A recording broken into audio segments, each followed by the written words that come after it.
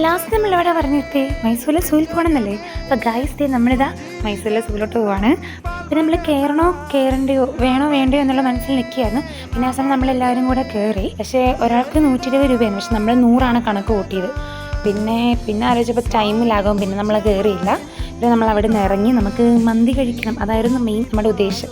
പിന്നെ ഇതേ അവന്മാരോടൊക്കെ സംസാരിച്ചു. അവന്മാരെന്തായാലും സൂവിൽ കയറുവാന്ന് പറഞ്ഞു. അവന്മാർ മന്തി കഴിക്കാൻ വരുന്നില്ലെന്ന് പറഞ്ഞു. പിന്നെ നമ്മൾ പുറത്തുനിന്ന് ഇങ്ങനെ ചെറുതായിട്ട് ജിറാഫിനൊക്കെ സമയം കണ്ടു. പിന്നെ നമ്മൾ നേരെ മന്തി സ്പോട്ടിലോട്ടാണ് പോയത്. നമ്മൾ ഓർഡർ ചെയ്ത ഒരു നോർമൽ അൽഫാം മന്തി ആയിരുന്നു ഓർഡർ ചെയ്തത്.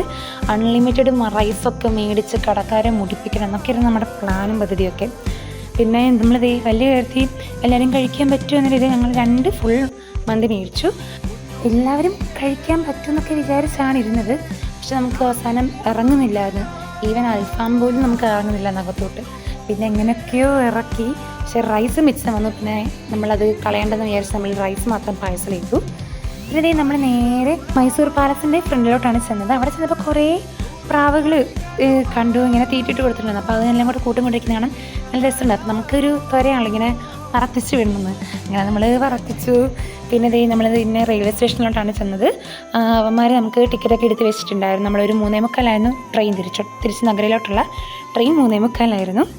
പിന്നെ ട്രെയിൻ വന്നു. നമ്മളെല്ലാവരും അവിടെ കയറി.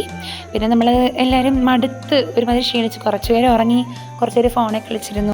പിന്നെ ഒരു 1.5 മണിക്കൂർ ശേഷം നമ്മൾ നഗരയിലോട്ട് എത്തി. അപ്പോൾ ഗൈസ് നിങ്ങൾക്ക് എല്ലാ പാർട്ടിലെ വീഡിയോസ് ഇഷ്ടപ്പെടുന്നു വിശ്വസിക്കുന്നു. പിന്നെ അടുത്തൊരു വീഡിയോ ആയിട്ട് വരുന്നോടം വരെ ബൈ ഗൈസ്.